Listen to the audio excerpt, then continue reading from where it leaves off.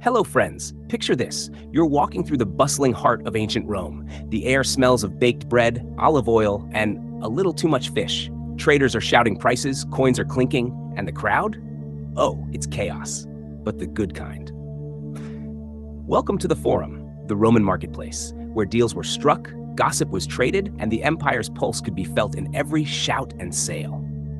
Shopping in Rome wasn't just an errand, it was an event. The marketplace, or forum, was the center of daily life. Not only could you buy everything from figs to fine jewelry, but you could also catch up on politics, news, and rumors. Senators argued in the distance, poets recited verses, and merchants loudly praised their goods like ancient advertisers. If you wanted meat or fish, you went to the Macellum, Rome's version of a supermarket. It was usually a large building with stalls around a courtyard, each packed with goods. But don't expect a peaceful shopping trip. The place was loud, slippery, and crowded. Fishmongers waved fresh catches at customers. Butchers shouted their deals, and sellers tried to outwit each other with creative slogans, "Fresh from the Tiber, probably." A typical Roman shopper carried a small bag of coins, sestertii or denarii, and knew how to haggle. Oh yes, haggling was an art form. If you didn't argue over the price, the seller would think you were foolish. Too expensive was practically a greeting. And what could you buy?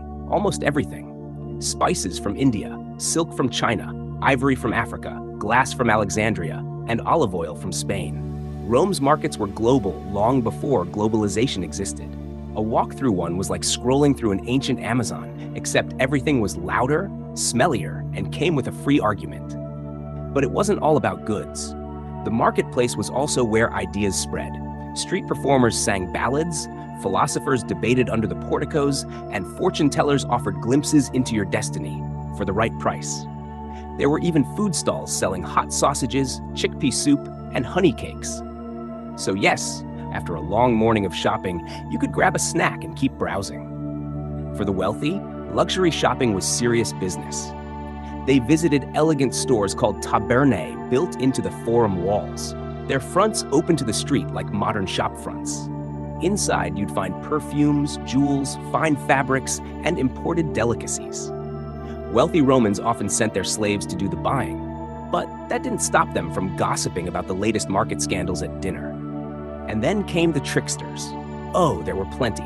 Fake perfumes mixed with goat fat, imported wine that was actually local swill, and jewelry made of polished glass instead of gems. Market inspectors, called aediles, tried to keep things fair. They checked weights, prices, and hygiene. But in a market that busy, a clever scam could slip through faster than you could say, Ave. Still, the market had an order to its madness. Bakers, butchers, and barbers each had their section. Even animals were sold. Goats bleating beside pottery stalls, chickens darting under feet. The soundscape was a wild symphony of trade. The thud of chopping meat, the hiss of hot oil, the chatter of merchants, and the clang of coins. By sunset, the market would quiet down. Stalls were covered, leftovers sold cheap, and workers swept away the mess. But for Romans, the Forum was more than a place to buy and sell. It was the center of their social universe. Deals were made, friendships forged, and sometimes history itself was shaped there.